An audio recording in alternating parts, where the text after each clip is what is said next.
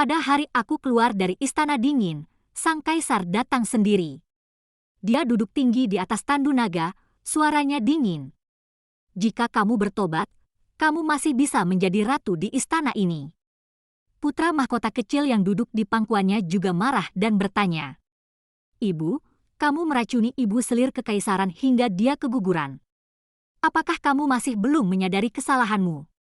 Anakku yang aku lahirkan dengan susah payah. Akhirnya juga mengkhianatiku dan berpihak pada wanita lain." Aku melepaskan jubah ratu dan menatap kaisar dengan tegas. "David, aku lelah. Mulai sekarang, tidak ada lagi cinta. Cinta kita berakhir di sini." Aku kembali masuk ke istana dingin, hatiku tenang seperti air. "Sistem, lepaskan identitas ini. Aku adalah seorang wanita yang datang dari dunia lain. Pada usia 12 tahun, aku membawa sistem ini ke dalam dunia yang kacau." Pada saat itu, David hanyalah seorang anak lelaki yang terlantar. Seluruh keluarganya dihukum mati oleh keluarga kerajaan. Dia menyamar sebagai pengemis dan melarikan diri. Di perjalanan, dia terkena penyakit parah dan pingsan di dekat klinikku. Seharusnya aku tidak menyelamatkan masalah besar ini. Tapi pada akhirnya, hati nurani menguasai diriku. Aku membawanya kembali ke klinik dan merawatnya dengan hati-hati. Ketika dia sadar, dia berlutut dan berterima kasih padaku. "Terima kasih atas nyawaku, Tuan. Jika ada perintah, aku akan melaksanakannya." Aku melihat seorang anak lelaki berusia sekitar 7 tahun, berbicara dengan sangat serius tentang membalas budi. Aku tidak bisa menahan tawa, tetapi juga merasa sedih. Seperti melihat banyak orang yang terlantar karena perang. Aku memutuskan untuk mengubah dunia ini. Jadi aku dengan sadar mengaktifkan sistem ini.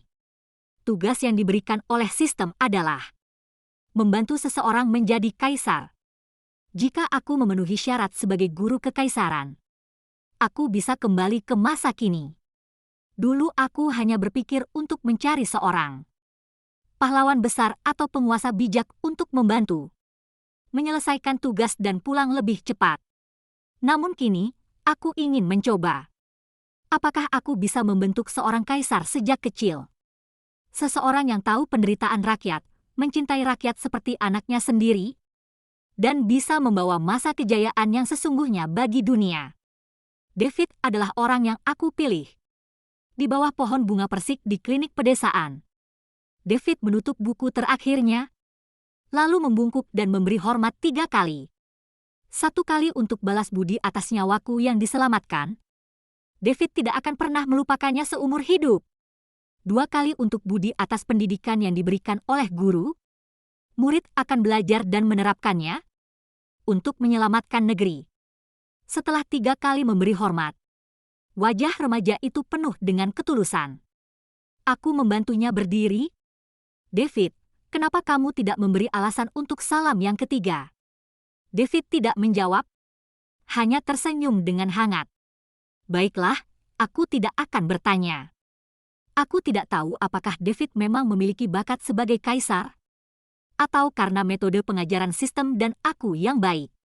Dia tidak hanya memiliki kemampuan sastra yang luar biasa, tapi juga mahir dalam seni bela diri, dan sangat memahami hati manusia. Selama 10 tahun, dia telah menarik banyak orang yang berbudi dan bijaksana, dan memiliki pasukan yang setia dan berani. Remaja berusia 17 tahun berdiri di depanku, penuh semangat dan energi, seolah-olah dia memiliki tekad untuk menaklukkan dunia.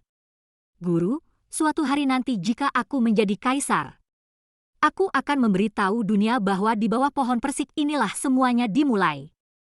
David membawa busur, pedang, dan beberapa prajurit menuju ke Liangzhou. Semangat muda tidak bisa dihalangi. Begitu juga ambisiku. Dalam 10 tahun dengan bantuan sistem, aku menguasai 1/3 dari toko dan kekayaan di seluruh negeri. Sekarang, aku harus membantu muridku untuk merebut salah satu dari 13 provinsi, yaitu Qingzhou. Jalan menuju kekaisaran penuh dengan bahaya. David hampir jatuh 3 kali. Pertama kali, setelah merebut Liangzhou. Dia dikepung oleh 10.000 tentara. Aku memimpin pasukan Qingzu untuk menyelamatkannya. Kedua kali, dia terjebak dalam tipu muslihat Raja Li. Kalah telak dan hancur. Aku mengorbankan seluruh kekayaanku untuk membantunya bangkit kembali. Ketiga kali, saat upacara penobatan, dia hampir dibunuh. Beruntung putri suci dari keluarga Xie, Suzy, menyelamatkannya dengan tubuhnya sendiri. Melihat David naik ke tahta, hatiku dipenuhi dengan kebanggaan. Masa kejayaan dunia ini akan dimulai oleh kami. Aku tidak meminta banyak. Hanya ingin David menjadikanku sebagai guru kekaisaran dan mengumumkan namaku sebagai guru kekaisaran kepada dunia. David menggelengkan kepala dan menolak. Dia memasang setangkai bunga persik di rambutku, menatapku dengan penuh perasaan. 3 kali memberi hormat kepada James. Aku menjadi raja, kamu menjadi ratu. Kita akan memerintah dunia ini bersama-sama. Entah karena cinta seorang pemuda terlalu kuat, atau karena kekuatan seorang kaisar begitu luar biasa, aku akhirnya tidak bisa menolak. Keluarga bangsawan sangat kuat. Ketika aku hamil, David tanpa sepengetahuanku membawa Suzy ke istana sebagai selir. Aku mengalami keguguran. Nyaris kehilangan nyawaku demi melahirkan anak ini. Aku ingin meninggalkan istana. Tetapi matanya yang merah memohon maaf. Meminta untuk dimaafkan. Berjanji hanya sekali ini saja. Dan dia tidak akan menyentuh Suzy lagi. Demi anakku, aku tetap tinggal. Tetapi aku memulai perang dingin dengannya. Aku tidak lagi menginginkan cinta kaisar. Seluruh kasih sayangku aku curahkan pada anakku. Anakku adalah putra sah dari ratu. Pada usia 3 tahun diangkat menjadi putra mahkota. David sering membawa anak itu sendiri untuk diajari. Aku meminta kepada David untuk menjadi guru anakku. David tertawa sinis. Apakah aku tidak sebanding denganmu? Dia mengkhianati janjinya. Bagaimana dia bisa lebih baik dariku? Suzy hamil.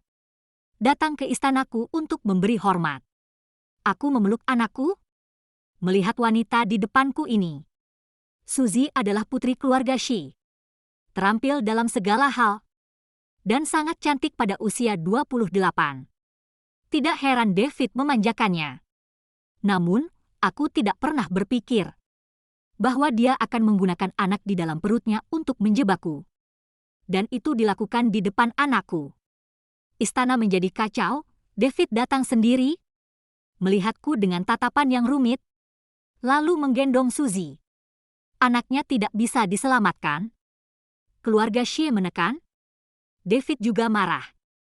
Aku menjelaskan, tetapi dia tidak percaya. Mulai menekan satu-satunya saksi, yaitu putra mahkota. Anakku gemetar ketakutan. Akhirnya menunjukku sambil menangis keras. Ibu yang mendorong ibu selir Xie. Anak sekecil itu, bagaimana bisa berbohong? David yang mengajarkannya? Aku menatapnya dengan tidak percaya. Dia berpura-pura dengan sangat baik. Wajahnya penuh dengan rasa sakit. Lalu tanpa ampun menjebloskanku ke istana dingin. 3 tahun di istana dingin. Aku tidak pernah mengerti mengapa dia melakukan ini. Hatiku penuh dengan kebingungan. Sekarang melihatnya lagi, dan juga anakku yang berbicara kasar padaku. Aku melepaskannya. Sistem, lepaskan identitas ini. Sistem, apakah kamu yakin? Kamu hanya perlu menundukkan kepala dan meminta maaf kepada David. Lalu menipunya untuk mengangkatmu sebagai guru kekaisaran. Dan kamu bisa pulang. Berapa banyak usaha, waktu, dan tenaga yang aku curahkan. Sistem ini tahu semuanya. Aku bangkit dari tumpukan mayat. Dan memberi diriku nama baru, Linda. Saya masih memiliki banyak luka di tubuh saya sekarang. Energi sistem habis. Bantuan yang dapat Anda berikan kepada saya, yaitu peta definisi tinggi yang ada di pikiran saya. Saya menemukan pondok berburu yang tidak terpakai di pegunungan terdekat. Memetik beberapa tumbuhan. Beristirahat selama 10 hari. Untungnya, tubuh ini masih muda. Saya bisa menjadi lebih baik dengan cepat. Sementara itu, saya juga bertinju. Tentukan landasan seni bela diri Anda sendiri. Saya juga membawanya ke dalam tubuh ini. Meski tubuh ini tidak sesehat dulu, tapi lebih baik daripada menjadi muda. Jaga dirimu baik-baik dan nantikan masa depan. Setelah pulih dari cederanya, aku sedang menyamar. Datanglah ke tempat check-in pemerintah daerah. Akhirnya gelap. Saya memanjat tembok dan memasuki rumah hakim daerah. Bulan gelap, angin kencang, malam yang mematikan. Pembalasan dendam. Setelah saya menarik pemuda itu ke dalam bunga dan bertanya kepadanya, potong dia sampai pingsan. Mengenakan pakaiannya. Langsung pergi ke ruang belajar. Ada 2 budak rumah yang menjaga kamar di luar ruang belajar. Aku menundukkan kepalaku dan berjalan mendekat. Malam yang gelap. Mereka tidak bisa melihat wajahku dengan jelas. Hingga aku berjalan menghampiri mereka berdua. Mereka juga tidak menemukannya. Saya menghubungi secara langsung. Potong titik akupuntur di belakang leher kedua orang tersebut. Keduanya perlahan jatuh ke tanah. Saya mendapat senjata dari mereka. Kemudian ketuk pintu dan masuk ke ruang kerja. Datang. Bukankah aku sudah bilang tidak ada keadaan darurat? Jangan ganggu dinasti Kingku. Aku mendorong pintu hingga terbuka dan masuk. Tutup pintunya. Lalu mengangkat kepalanya. Jangan menunggu dia berteriak. Potong saja kepala anjingnya dengan pisau. Cairan hangat dan berbau memercik ke wajahku. Itu juga mencemari uang kertas perak dan emas di meja. Menghitung uang itulah yang dilakukan pejabat korup ini. Saya akan berada di atas. Buang uang kertas yang berlumuran darah. Letakkan sisanya ke dalam pelukan Anda. Lalu bakar semuanya. Ada kebakaran di rumah hakim. Pemerintahan daerah hampir kacau balau. Saya datang ke istal. Mengambil kuda terbaik. Kemudian dia melarikan diri dari kota kabupaten dalam semalam. Menuju ke utara. Saya mengubah keberadaan saya berkali-kali sepanjang jalan. Ditambah peta dalam pikiran Anda. Sebulan kemudian saya berhasil tiba. Perbatasan kota angin musim semi. Springwind City adalah milikku beberapa tahun yang lalu. Bekerja keras membangun kota untuk melawan Xiongnu. Masih megah sekarang. Saya memakai kerudung. Duduk di penginapan. Menikmati kedamaian yang langka. Semangkuk tehnya belum habis. Orang yang saya tunggu telah tiba. Orang yang datang adalah mantan letnan saya, Owen. Dia adalah orang paling terpercaya kedua di dunia. David pernah menjadi orang nomor 1. Dia sangat bersemangat setelah melihatku. Mengapa kamu mengetahui kata-kata rahasia antara tuanku dan aku? Tuhan, bukankah sudah demikian? Gelar yang sudah lama sekali diberikan kepada tuanku. Saya merasa nyaman. Setidaknya ada yang mengingatku. Bukan ratu. Saya memintanya untuk menghapus layar kiri dan kanan. Saat itu hanya kita berdua. Aku membuka cadarku. Matanya melebar. Sulit dipercaya. Anda persis sama dengan tuanku ketika dia masih muda. Saya mengangguk. Membuat alasan. Saya sebenarnya saudara kandung James, Linda. Dia pernah diasuh di kuil Tau. Pesan rahasia itu diberitahukan kepadaku oleh saudara perempuanku. Ekspresi kegembiraannya tiba-tiba berhenti. Wajahnya berubah menjadi ekspresi dekadensi. Tuhan, baiklah. Bagaimana dia bisa sakit parah dan mati? Inilah yang dikatakan David. Adikku dibunuh olehnya. Apakah Anda ingin membantu saya? Owen marah dulu. Kemudian keadaan menjadi tenang kembali. Bagaimana cara membantu Anda memberontak? Lalu membiarkan semua orang di dunia kembali ke masa sulit? Saya dengan tenang membujuk. Dunia ini bukanlah dunia yang diinginkan adikku. Dunia yang diinginkan kakakku adalah dunia tanpa keluarga bangsawan. Semua orang setara. Perempuan juga bisa menjadi pejabat. Owen menyentuh cincin tulang putih di tangannya. Saudari Shen, apa yang kamu katakan adalah semua kata-katamu. Dan sekarang kota angin musim semi ini. Siapa keluarga terbesar? Tahukah kamu? Itu keluarga Zhao Owen. Jangan tunggu jawabanku. Owen terus berbicara. Tuanku sangat baik padaku. Tapi dialah yang memberiku kekuatan dan kekayaan yang kumiliki sekarang. Tapi itulah yang mulia saat ini. Jika Tuhan muncul hari ini, saya tidak yakin yang terjadi justru sebaliknya. Tapi Anda belum memenuhi syarat. Mungkin aku sudah terbiasa. Ditinggalkan dan dikhianati. Saya tidak marah saat ini. Sangat tenang. Aku memegang pisau yang tergantung di pinggangku dan tersenyum. Jadi Tuan Kota Zhao berencana menangkapku. Memberikannya kepada David dengan imbalan kemuliaan dan kekayaan? Owen mengerutkan kening. Saya tidak akan pernah mengambil pujian dari saudara perempuan tuanku. Saya punya cara sendiri untuk dipromosikan.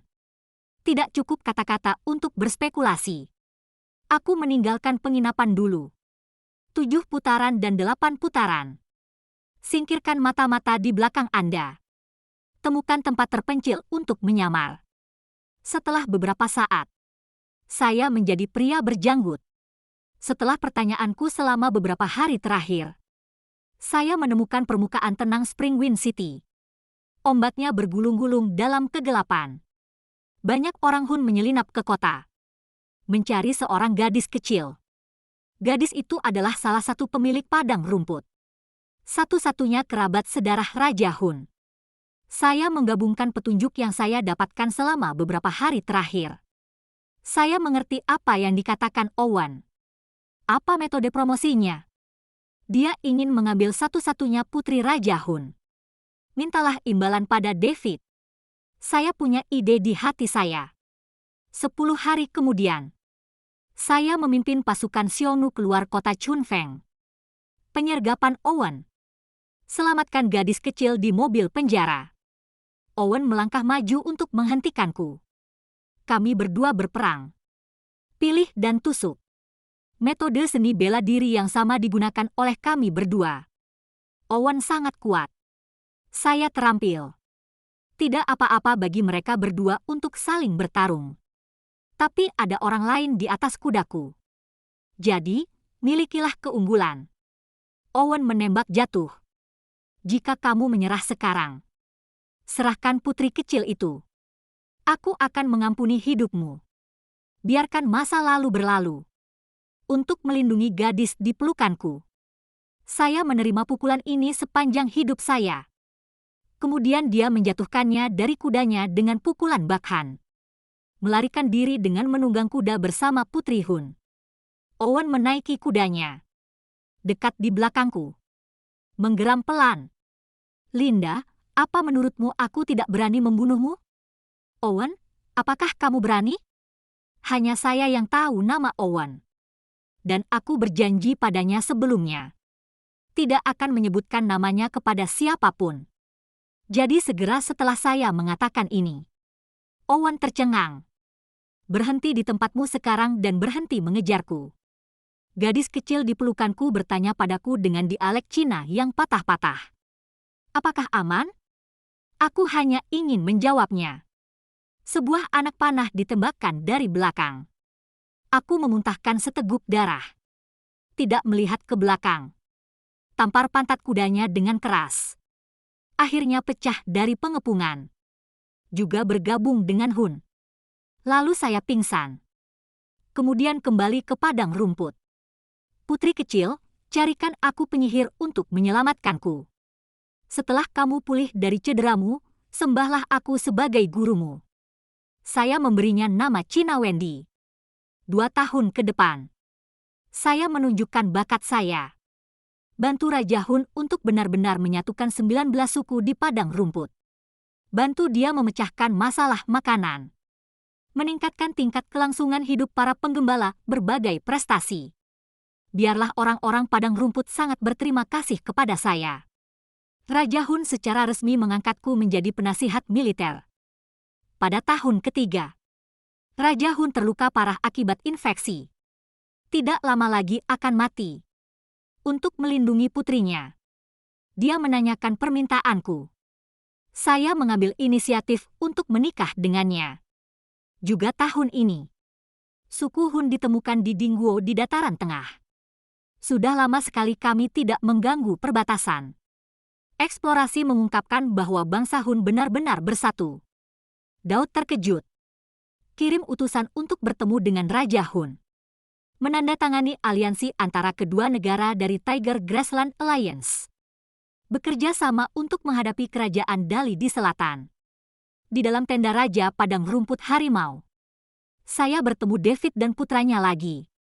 David jauh lebih tua. Keagungan kaisar semakin kuat. Anakku juga sudah dewasa. Adalah laki-laki. Gaya yang sangat pangeran. Tepat ketika mereka berdua melihatku. Kehilangan kendali seketika. Daud mengabaikan martabat kekaisaran. Berdiri dari singgasana. Botol-botol anggur itu terjatuh ke tanah. Tapi dia tidak peduli. Lari ke saya. Mata merah, suara bergetar. Kakak, kamu kembali. Aku menepis tangan David yang terulur. Nada tenang. Kaisar Dataran Tengah. Anda salah orang. Kata-kata itu jatuh begitu saja. Seorang pemuda berpakaian kuning cerah bergegas ke pelukanku. Pegang aku erat-erat dan jangan lepaskan. Ibu, aku adalah putra kesayanganmu. Saya Kevin. Para menteri yang berada di tenda jelas tidak menyangka situasi ini akan terjadi. Kaisar yang kejam menitikkan air mata. Pangeran yang lembut dan tenang itu menjadi gila. Semua orang terdiam. Hingga terdengar suara jernih dari dalam tenda. Siapa gitar? Itu Wendy, muridku saat ini. Dia juga putri nominalku. Aku mendorong orang yang ada di pelukanku menjauh. Lalu ambil tangannya. Menyatakan dengan keras. Ini anakku. Pangeran negaramu, tolong hargai dirimu sendiri. Kevin didorong keras olehku. Karena lengah, dia jatuh ke tanah. Mata sakit. Bergumam pada diri sendiri. Ibu, apakah kamu tidak menginginkanku lagi? David bahkan tidak memandang putranya. Tatap saja aku. Kakak, aku sangat merindukanmu. Memikirkannya setiap saat. Anak-anak Dingguo. Beraninya kamu mengingini ratuku? Raja Hun menghalangiku dari belakang. Hadapi David. David tersenyum jahat. Cabut pedangnya. Mulai menjadi gila. Arahkan langsung bilah pedangnya ke arah Pangeran Kevin. Kakak, tolong berhenti membuat masalah. Anda harus menyangkalnya lagi. Aku akan membunuh putra kita. Kamu dulu. Dia menghargai putranya lebih dari dirinya sendiri. Anda tidak ingin membiarkan dia terluka, bukan? Semua orang di tenda tercengang. Takut dengan kegilaan David. Lalu mereka semua menatapku. Bahkan suami dan anak perempuanku saat ini sedang menatapku. Ibu, kamu sangat mencintaiku. Selamatkan Kevin. Semua orang menunggu jawaban dari saya. Tidak ada hubungannya denganku siapa yang ingin dibunuh Kaisar Dingguo. Hanya saja tidak di depan putriku. Lakukan hal berdarah seperti itu. Setelah mengatakan itu, aku mencibir. Lalu tutupi mata Wendy. Permisi. Aku menutup mata putriku sekarang. Anda dapat mengambil tindakan. David menatapku. Dia mendekatkan ujung pedangnya ke leher putranya. Kevin mendesis. Tapi tidak bergerak. Ada tetesan darah yang berjatuhan. Lihat aku masih acuh tak acuh. Dia bahkan tampak seperti sedang menonton pertunjukan. Para abdi dalam Dingguo mulai maju untuk membujuk Kaisar David. David pun menuruni tangga. Bagaimana? Kaisar Dingguo berbicara dan bertindak seperti ini. Apakah ini seperti permainan anak-anak? Saya terus mengejek. Seorang menteri dari Dingguo melompat keluar. Ini urusan nasional saya. Tolong, putri, tolong berhenti menyela. Tarik aku ke atas ketua di tenda. Duduk berhadap-hadapan dengan David dan Kevin. Wan adalah ratuku. Dia adalah penasihat militer yang diakui oleh 19 kementerian di padang rumput kami. Haruskah kamu beri aku penjelasan atas apa yang baru saja aku hina padanya? Raja Hun selesai berbicara. Lemparkan botol anggur ke tanah. Pukul saja yang itu. Keluar dan hadapi menteri-menteriku. David kembali tenang. Dia berdiri dan menuangkan segelas anggur masing-masing untuk Raja Hun dan aku. Aku menghukum diriku sendiri dengan minuman. Saya baru saja kehilangan kesabaran setelah minum. Tolong jangan pedulikan pangeran dan putri. Raja Hun memperhatikan Daud meminum anggur dari cangkirnya. Tapi tidak bersulang. Sebaliknya, dia berbalik menatapku. Apakah Anda ingin minum anggur ini? Apa yang dipikirkan sang putri? Saya mengangkat gelas saya tetapi tidak meminumnya. Di antara perjanjian yang dibuat antara Dingguo dan negara bagian Xiongnu kali ini, saya punya beberapa pendapat. Semua orang di tenda mengerti maksudku. Saya ingin mengambil kesempatan ini. Mencari keuntungan bagi suku Hun. David tahu dia salah. Senyum yang berani dan berani. Putri, katakan saja tidak apa-apa. Jika masuk akal, saya akan merespons secara alami. Oke, saya hanya punya 3 permintaan sederhana. Pertama, membuka perdagangan timbal balik di perbatasan antara Dingguo dan Xiongnu. Lokasinya diatur di Springwind City. Permintaan saya sangat masuk akal. Dingguo ingin bergabung dengan bangsa Hun. Bertarung melawan kerajaan Dali di selatan. Kemudian para saudagar dagang antara kedua pihak harus dibuka.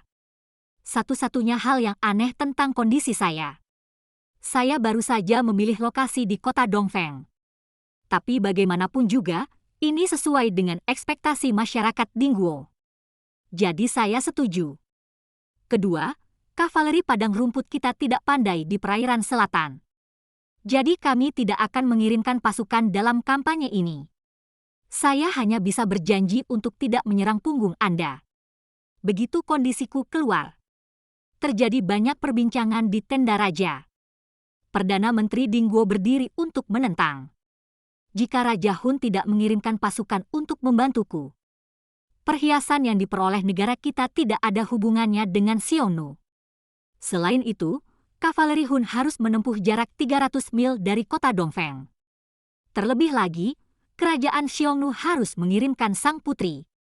Dikirim sebagai proton. Aku meletakkan kembali gelas anggur yang terangkat ke meja rendah. Melihat David dan Perdana Menteri dengan geli. Orang-orang di padang rumput selalu berjalan lurus. Saya dulunya adalah garda depan hanya untuk beberapa perhiasan. Ini tidak seperti dulu. Serangan jarak jauh dan dekat. Apakah kamu tidak tahu ini? Jika Anda benar-benar ingin bekerja sama. Kondisi kedua saya. Setuju saja. Orang-orang di dataran tengah sangat cerdas. Setiap metode itu kejam. Saya pikir saya bisa menipu orang-orang padang rumput. Sekarang saya telah mengungkap situasinya. Meski terlihat memalukan di wajah. Tapi tetap ingin tegar. Tapi David meliriknya. Tidak perlu lagi berbicara. David menepati janjinya. Saya bisa menyetujui syarat kedua. Tapi ada prasyaratnya. Entah putri kecil itu datang ke Kyoto sebagai sandera. Entah kavaleri Hun mundur 300 mil. David masih memiliki keberanian kekaisaran. Ada pasangan yang tidak akan kita setujui salah satu dari 2 syarat tersebut. Benar-benar merobek perjanjian. Sekarang Dingguo telah pulih selama bertahun-tahun. Dan menduduki pedalaman Central Plains. Kekuatannya adalah yang terkuat di antara 3 kerajaan. Di antara 3 kerajaan. Dali terletak di antara pegunungan di selatan. Raja Dali berpuas diri. Tentara lemah. Pertahankan medan yang mudah dipertahankan tetapi sulit diserang. Jangan pernah mengambil inisiatif. Kavaleri Hun tidak ada bandingannya di dunia. Namun tidak ada kota yang pasti untuk pemulihan. Bahkan makanan dan rumput saja tidak cukup. Hanya setelah saya datang, situasinya menjadi lebih baik. Dingguo ingin menguasai dunia. Atau mulai dari Dali. Atau kita hanya bisa menyerang bangsa Hun. Jarak Dali dan Xiongnu terlalu jauh. Agak sulit menerapkan kebijakan persahabatan jarak jauh dan serangan jarak dekat. Alasan mengapa Dingguo memilih menyerang Dali. Pertama, karena kekuatan nasional Dali lebih lemah dibandingkan Xiongnu. Alasan kedua adalah Dali bisa dikepung dan dijebak. Selama Anda bertahan untuk waktu yang lama, selalu dapat dianeksasi sepenuhnya. Tapi bangsa Hun adalah negara yang menunggang kuda. Tidak pernah bisa dibersihkan. Tapi jika itu benar-benar membuat David kesal, kirim pasukan untuk menyerang Hun terlebih dahulu. Maka Xiongnu bahkan tidak punya waktu untuk memulihkan diri. Jadi pikirkan lagi dan lagi. Saya hanya dapat memilih salah satu dari dua syarat tersebut. Bagus. Saya memilih untuk mundur ke Springwind City, 300 mil jauhnya. David mengangguk pelan. Apa syarat terakhirnya? Syarat ketiga sederhana saja. Saya mendengar bahwa mendiang Ratu Negara Anda pandai memurnikan obat, terutama yang terkenal dan berharga di dunia. Dapat menyembuhkan orang sampai mati. Bisakah Tuhan mengabulkannya? Pil Shengtian diproduksi oleh sistem. Hanya ada 3 di dunia. Menyelamatkan hidupku sekali ketika aku mengalami kesulitan melahirkan. Gunakan 1. Ada 2 lagi. Saya memberikan masing-masing 1 untuk David dan 1 untuk Kevin. 2 syarat lainnya bagi David terasa hambar. Hanya syarat ini yang diusulkan. Mata David tiba-tiba berbinar. Awasi Raja Hun. Jantungku berdetak kencang. Takut sesuatu benar-benar terlihat. Sampaikan alasan yang sudah Anda pikirkan sebelumnya. Raja Ding, apakah kamu tertawa? Saya hamil. Khawatir tentang distosia. Jadi, David menundukkan kepalanya dan menghela nafas. Benda ini ditinggalkan oleh mendiang istriku. Tahun mendiang istriku meninggal. Saya terlalu sedih. Menyebabkan jantung berdebar dan pingsan. Sudah makan 1. Sekarang hanya sang pangeran yang memilikinya. Saya tidak bisa mengambil keputusan. Aku menatap Kevin. Sebenarnya aku tidak memperhatikannya dengan baik hari ini. Sekarang ambil kesempatan ini. Saya akhirnya bisa melihatnya secara terbuka. Dia mirip David. Sepasang mata yang terlihat sangat mirip dengan milikku. Sekarang sedikit lebih tua. Tidak segemuk saat saya masih kecil. Jauh lebih tipis. Ada sepotong kain yang diikatkan di leher. Samar-samar Anda bisa melihat noda darah di atasnya. David hampir sampai sekarang. Itu benar-benar membunuhnya. Aku menatapnya dengan saksama saat ini. Dia juga menatapku dengan takut-takut. Lalu sepertinya dia sudah mengambil keputusan. Berdiri dan memberi hormat pada David. Ayah Kaisar. Anak saya bersedia memberikan pil Shengtian ini. Didedikasikan untuk permaisuri Hun. Pertama, hubungan diplomatik kedua negara semakin membaik. Hal ini juga memenuhi keegoisan anak. Lalu dia melepaskan kalung itu dari lehernya. Serahkan padaku dan aku akan mengambilnya. Aku menghela nafas lega. Raja Hun meminum obat ini. Ini akan bertahan sekitar 3 tahun. Pihak lain harus mematuhi ketiga syarat tersebut. Aku mengangkat gelasku dengan gembira dan meminum anggur kental di gelas itu. Mata David gelap. Tuangkan aku secangkir penuh lagi. Aku menertawakannya. Jadikan raja bermartabat. Dia sebenarnya mencuri pekerjaan pelayan yang menyajikan anggur. Nada suaranya lembut. Bersedia untukmu. Saya mengambil gelas anggur. Kocok beberapa kali. Melihat David di depanku. Dia mungkin mabuk. Memerah. Sikap malas. Bersandar pada meja rendah. Menatapku dengan penuh kasih. Kulit yang bagus. Di masa lalu, saya terobsesi dengan 5 hal dan 3 hal. Apakah Anda masih ingin mengulangi trik lama Anda sekarang? Tapi aku tidak akan tertipu lagi. Aku memberinya anggur yang dia tuangkan untukku. Di depannya, berikan ke mulut Raja Hun. Yang mulia, saya sedang hamil sekarang dan tidak boleh minum terlalu banyak. Raja Hun secara alami bersedia bertindak bersamaku. Saya juga suka melihat David tampak kempes. Minumlah minuman itu dengan gembira dengan tanganku. Aliansi padang rumput harimau telah berakhir. David bergegas kembali ke Kyoto bersama para bangsawannya. Bersiap untuk menyerang Dali. Tapi satu orang tetap tinggal. Itu Pangeran Kevin. Inilah kondisi David. Dia meminta bangsa Hun untuk memberinya 5.000 kuda perang. Dan termasuk 10 peternak kuda. Raja Hun pada awalnya tidak setuju. Namun David mengatakan akan mengirimkan Pangeran Kevin. Tinggallah di padang rumput sebagai janji. Jantung Raja Hun. Anda tahu David hanya mempunyai satu anak laki-laki. Itu Kevin. Kalau begitu tanyakan padaku dengan matamu. Bolehkah aku mempertahankan pangeran untuk sementara waktu? Tentu saja saya setuju. Ini sangat bermanfaat bagi suku Hun. Bagaimana jika David meninggal dalam perjalanan ke selatan? Kemudian pewaris ortodoks Dingguo. Tapi di tangan kita. Ekspedisi selatan berlangsung 5 tahun penuh sebelum berakhir. Meski pertempuran ini akan menentukan negara. Masukkan Dali sepenuhnya ke dalam wilayah tersebut. Tapi itu juga berdampak buruk pada vitalitas Anda. Sebaliknya, kami, suku Hun, memanfaatkan perdagangan timbal balik. Perkembangan pesat. Sangat disayangkan Raja Hun meninggal karena sakit. Saya sibuk menaklukkan 19 padang rumput. Suku-suku itu memiliki niat berbeda. Oleh karena itu, kesempatan terakhir untuk bertarung pun tertunda. Wendy kini menjadi satu-satunya penerus suku Hun. Meski karena statusnya sebagai perempuan. Ada banyak pertentangan di tahun-tahun awal. Tapi mereka yang keberatan. Mereka semua diurus olehku dan Raja Hun. Kemudian dia memanfaatkan kesempatan itu untuk mempromosikan beberapa pejabat perempuan ke posisi yang lebih tinggi. Adapun Kevin, anak kandung saya. Dia tinggal di negara Xiongnu selama 3 tahun dan kemudian kembali ke dataran tengah. Dia bukan hanya proton. Dia juga mata-mata yang jujur. Dia pertama kali menghabiskan banyak uang untuk membeli bulu kelinci. Maka saatnya membeli wol lagi. Saya melihat rencananya. Agak kuno.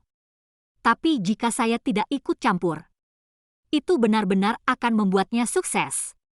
Harga bulu kelinci mahal. Para penggembala padang rumput beternak kelinci dalam jumlah besar. Kelinci sangat merusak padang rumput. Akan memakan semua akar rumput. Kemudian kumpulkan wolnya. Para penggembala berhenti beternak kelinci. Beralih ke peternakan domba. Akibatnya, lingkungan ekologis rusak. Tidak ada cara untuk memenuhi kebutuhan pakan domba. Apa yang harus dilakukan? Kami hanya bisa mengurangi jumlah kudanya. Jika rencana ini menjadi iklim, kemudian kavaleri padang rumput akan menurun secara bertahap. Bagaimana dengan kerajaan Xiongnu saat ini? Ini adalah hal yang buruk. Aku menggagalkan rencananya. Sebaliknya, dia mengagumiku. Terus ganggu saya untuk belajar sepanjang hari. Dia bahkan memasakkanku makanan Central Plains dengan tangannya sendiri. Dia memang anak yang baik sekarang.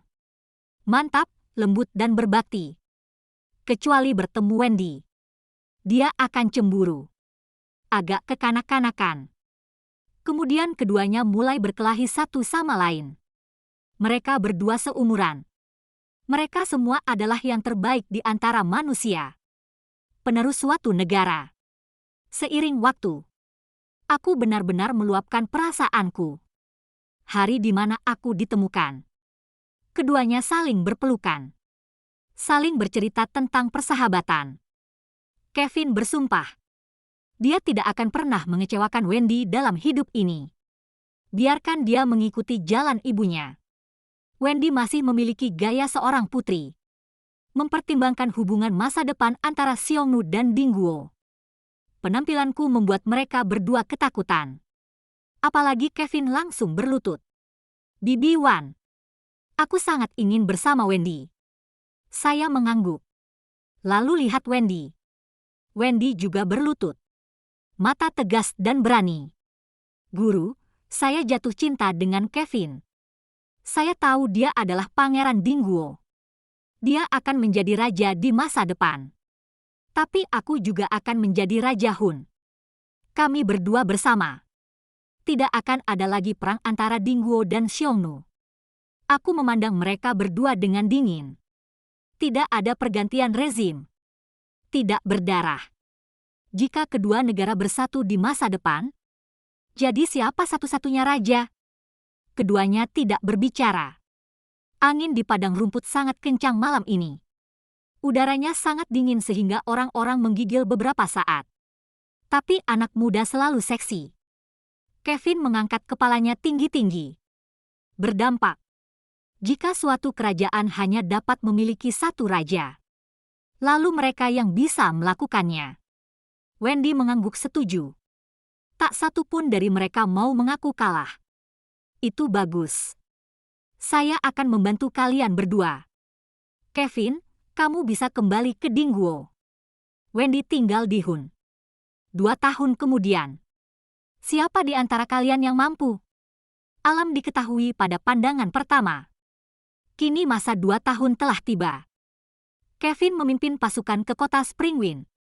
Wendy dan aku juga datang keluar kota. Layar kembali ke kiri dan kanan. 2 orang mengadakan pertemuan pribadi di tenda. Segera setelah kami bertemu. Lalu saling berpelukan erat. David dan saya merasa malu dan tidak bisa berkata-kata. David adalah orang pertama yang memecah kesunyian. Ratu Bangsa Hun. Mari kita bicara. Saya mengangguk. Kami berdua datang ke tenda kerajaan pribadi lainnya. Dia batuk beberapa kali. Lalu saya meminum beberapa pil agar merasa lebih baik. Dia menatapku beberapa kali. Lalu jelaskan padaku. Itu adalah racun dari selatan yang telah memasuki tubuh. Tidak masalah. Apa hubungan Kaisar Dingguo denganku? Aku sama sekali tidak mengkhawatirkanmu. Dia menertawakan dirinya sendiri. Apakah Anda masih menolak mengakui identitas Anda? Meski usiamu berubah. Tapi pertama kali aku melihatmu di tenda kerajaan. Aku tahu itu kamu. Jiwamu tidak akan berubah. Bagaimanapun, aku telah mencintaimu selama lebih dari 10 tahun. Saya tidak sabar. Raja Ruoding. Inilah yang ingin Anda diskusikan dengan saya. Aku tidak akan menemanimu untuk saat ini. David segera menghentikanku. Ratu Bangsa Hun. Kalau begitu mari kita diskusikan. Aku akan menyelesaikan masalah antara putra mahkota dan putrimu, Raja Hun. Saya baru saja duduk lagi. David berbicara dengan lembut. Karena ini masalah anak-anak. Jangan ikut campur. Anda dan saya sama-sama mengetahui tren umum dunia. Setelah sekian lama berpisah, mereka harus bersatu. Sekarang, apakah suku Hun dan Dingguo sedang berperang atau damai? Serahkan pada pangeran. Saya percaya pada putra kami. Saya berdiri. Keluar dari tenda raja. Tinggalkan sepatah kata pun. Saya percaya pada putri saya juga. Ketika saya keluar, Wendy dan Kevin juga keluar bersama. Wendy bersujud padaku dan mengucapkan selamat tinggal. Guru, aku masih suka meneleponmu secara pribadi. Anda mengajari saya tren umum dunia. Sekarang saya akan memenuhi janji 2 tahun itu. Kunjungi ibu kota Dali. Apakah Anda lebih mampu mengatur negara daripada saya? Kevin juga bersujud. Taruhan bibiwan saat itu sangat adil. Saya memerintah Dali setelah perang. Wendy mengelola padang rumput yang terfragmentasi. Sekarang saatnya melihat hasilnya. Wendy akan pergi ke ibu kota Dali bersama Kevin. Sebelum berangkat, saya bertemu dengannya secara pribadi dan sendirian. Nada serius. Apakah kamu benar-benar ingin pergi? Dia mengangguk, aku ingin pergi. Jika kemampuan Qian Kun lebih kuat dariku. Jadi demi perdamaian dunia. Saya bersedia melepaskan jabatan raja. Dia sudah pergi. Mengawasinya pergi kembali. Mataku sedikit lembab. Anda benar-benar berdedikasi pada perdamaian dunia. dan tidak ada hubungan pribadi sama sekali? Kembali ke Hun. Saya memanggil 19 suku padang rumput untuk datang ke Wanging. Saya duduk di atasnya untuk pertama kalinya. Tahta bangsa Hun kosong selama 2 tahun. Tapi tidak ada yang berani menolak. Sejak saya pertama kali datang ke suku Hun. Dengan kepercayaan Raja Hun padaku, saya mengembangkan banyak orang kepercayaan. Belakangan, Raja Xiongnu jatuh sakit parah. Saya menawarkan untuk berpura-pura menikah dengannya. Saat itu, niatku untuk melindungi Wendy memang benar adanya. Tapi aku juga menginginkan hak menjadi ratu. Menjadi ratu. Saya lebih dibenarkan. Bersihkan suku yang menentangku. Promosikan orang-orang yang benar-benar berbakat yang setia kepada saya. Pada saat itu selama perjanjian padang rumput harimau. Semua kebijakan itu bermanfaat bagi saya. Pasal 1. Buka pasar bersama di angin musim semi. Saya tidak hanya memenangkan cinta yang tulus dari sejumlah besar penggembala, juga memanfaatkan statusnya sebagai ratu. Saya menghasilkan banyak uang melalui pasar bersama. Pada akhirnya, dia diam-diam membunuh Owen. Membalas dendam pada diri sendiri. Kavaleri kedua ditempatkan jauh. 30.000 pasukan kavaleri Hun berada jauh dari rumah. Tentu saja tidak puas. Saya akan menukarkan uang yang saya hasilkan. Beri mereka masing-masing uang setiap bulan. Dan dia berkunjung dari waktu ke waktu untuk mendorong semangat. 1 tahun kemudian, sebagian besar jenderal di Angkatan Darat adalah rakyatku. Pada tahun kedua, para prajurit mulai mempercayai saya. Pada tahun ketiga, Raja Xiongnu meninggal karena sakit. Saya diam-diam melanggar perjanjian. Biarkan tentara pulang secara diam-diam. Sekarang 30.000 kavaleri. Tahu nama Linda saya. Hormati saja perintahku. Bukannya aku sengaja membuat Wendy marah. Tapi dia telah menulis surat kepada Kevin dalam 2 tahun terakhir. Saya tidak khawatir. Jadi meskipun Raja Hun kemudian meninggal karena sakit, saya juga diam-diam memberi isyarat kepada orang-orang dari Departemen Prairie ke-19. Menekan Wendy untuk naik tahta. Tentang kemampuan tata kelola. Bagaimana Wendy bisa dibandingkan dengan Kevin? Saya gurunya. Dalam proses pengajaran. Kemudian saya menyadari bahwa dia tidak sebaik Kevin. Bagaimana seorang anak yang berhati murni bisa menjadi raja? Tapi aku masih bersedia memberinya kesempatan.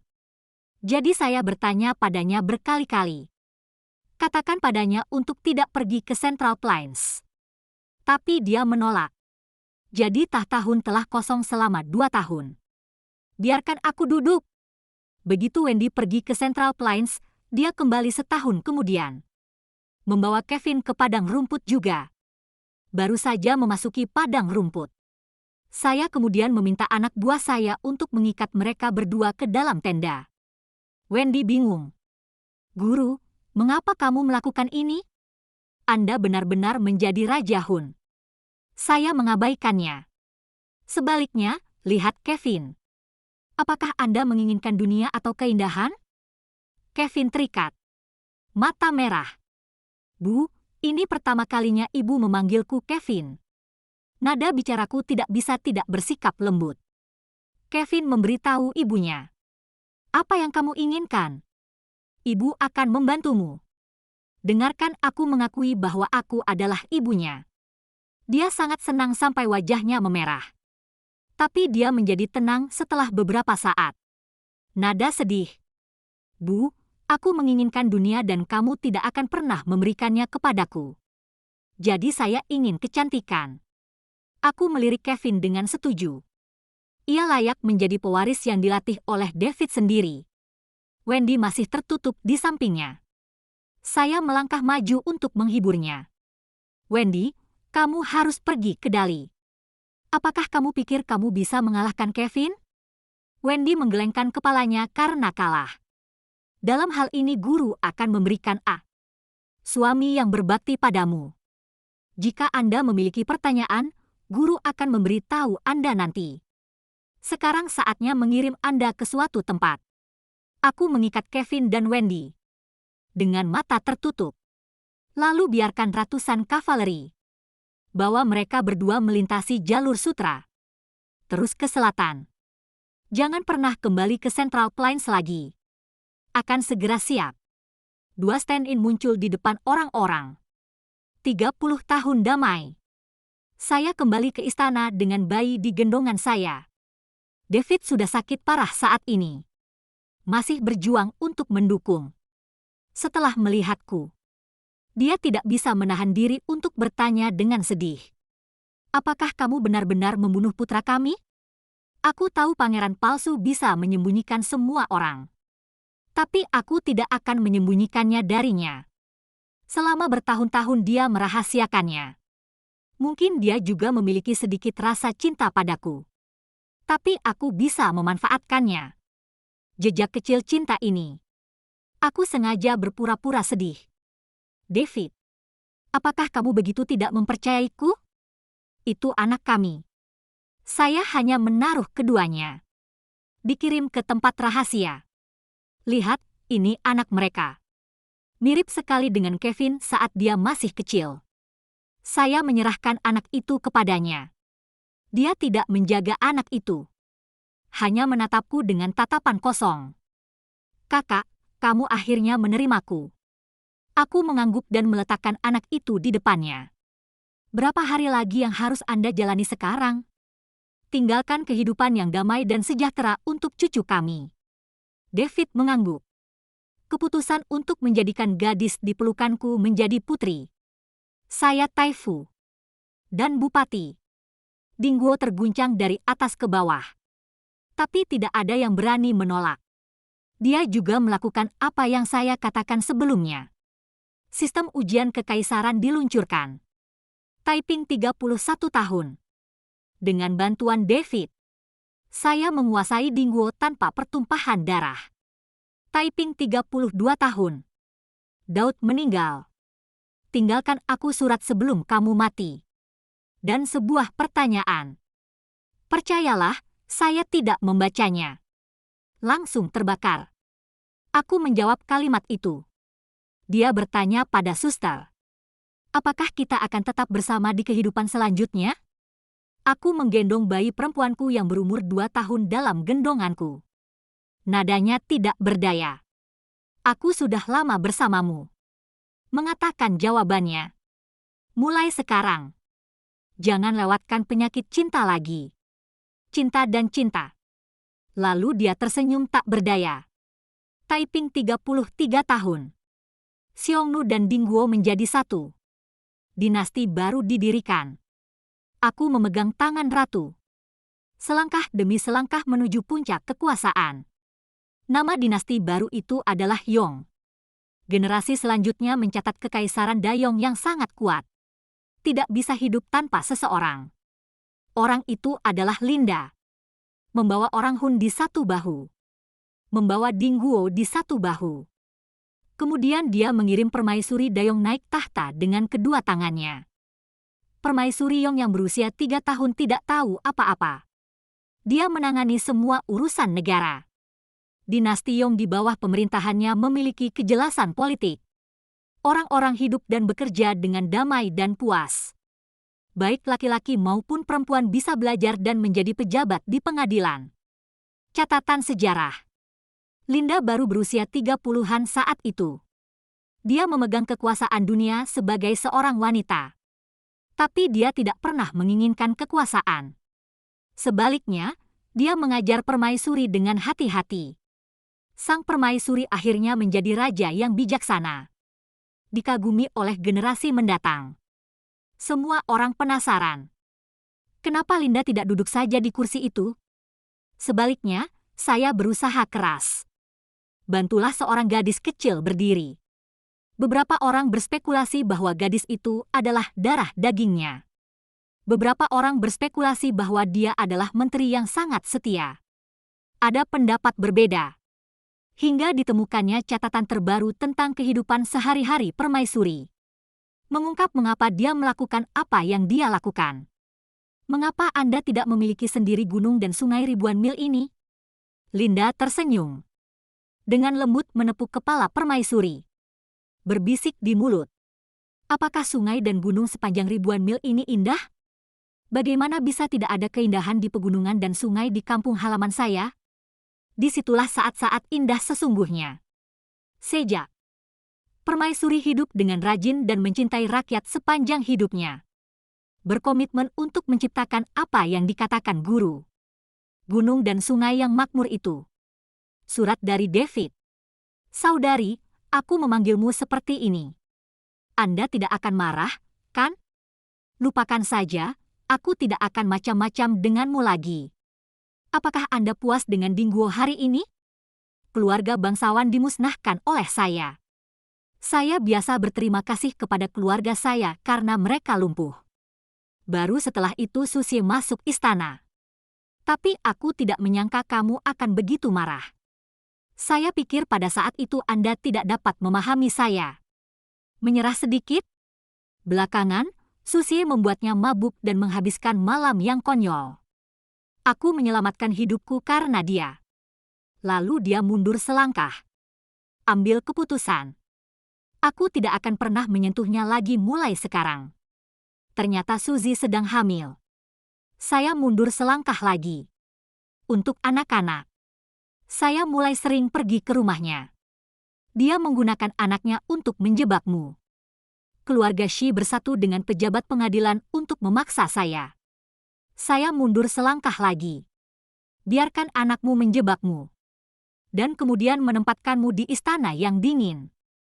Pada hari kamu meninggalkan istana yang dingin. Saya sangat gembira. Ingin memberitahumu. Saya menarik setengah dari keluarga bangsawan. Hanya keluarga Shi, pemimpinnya, yang tersisa. Tunggu saja dan aku bisa menemanimu sepenuh hati. Akibatnya, Anda menolak untuk menundukkan kepala. Dan karena ada mata-mata dari keluarga Shi di sini, jadi saya hanya bisa mundur satu langkah. Aku bersumpah dalam hati saat itu. Itu adalah langkah terakhir saya mundur. Namun saya tidak menyangka kali ini saya akan langsung masuk ke dalam jurang. Kehilanganmu. Setelah kebakaran di istana yang dingin. Aku memegang tubuhmu dan menangis seperti orang gila. Eksekusi keluarga Shi sampai mati. Tapi kamu tidak bisa kembali. Aku tidak akan membiarkan pejabat istana menguburmu. Sebulan penuh. Aku akan berbaring bersamamu di peti mati. Hingga dia muntah darah dan pingsan. Kerusakan pada pembuluh jantung. Jika anak saya tidak memberi saya makan. Pil Shengtian yang kamu berikan padaku. Aku mungkin sudah lama pergi bersamamu. Untungnya saya selamat. Dan sampai jumpa lagi. Tapi aku tidak berani mengganggumu. Anakku juga penuh rasa bersalah padamu. Jadi aku akan tinggal bersamamu selama 3 tahun sebagai anak yang berbakti. Hilangnya putramu adalah kesalahanmu. Saya tidak akan ikut campur. Kemudian Anda datang kepada saya sambil menggendong bayi perempuan. Katakanlah ini adalah cucuku. Biarkan aku membuka jalannya. Aku tahu kamu berbohong. Tapi itu tidak masalah. Meski itu bukan darah daging kita. Selama Anda menyetujuinya. Saya juga akan memperlakukannya seperti anak saya sendiri. Tahun kedua Anda datang ke ibu kota. Saya membunuh seorang Kasim. Saya tidak tahu apakah Anda masih ingat. Kasim membawa surat dari Kevin. Surat itu berbicara tentang pengalamannya dan kehidupannya saat ini. Dia memiliki kedua anak. Pasangan bahagia. Tujuan dia mengirimkan surat ini. Hanya ingin memberitahuku. Yakinkan aku. Meskipun dia menyukai kekuasaan. Tapi saya tidak akan kembali ke Central Plains untuk merampok. Biarkan aku memperlakukanmu dengan baik juga. Inilah hutang ayah dan anak kami padamu. Anda telah mengambil kendali kekuasaan kekaisaran saat itu. Anda juga harus mengetahui surat ini. Tapi kamu tidak mengatakannya. Saya tidak akan mengambil inisiatif untuk menyebutkannya. Tulis di sini. Saya merasa sangat lemah dan pusing. Sama seperti tahun itu. Perasaan yang saya rasakan ketika saya pingsan di depan pintu rumah sakit. Sayang sekali tidak ada saudari yang datang menjemputku lagi. Ngomong-ngomong, saudari, jika kamu membaca surat ini, ada sedikit pengampunan di hati saya. Lalu pergi ke rumah sakit dan lihat. Sudah ada pohon persik yang ditanam di sana. Musim ini adalah waktu ketika bunga persik bermekaran dengan indah. Anda pasti menyukainya, bukan?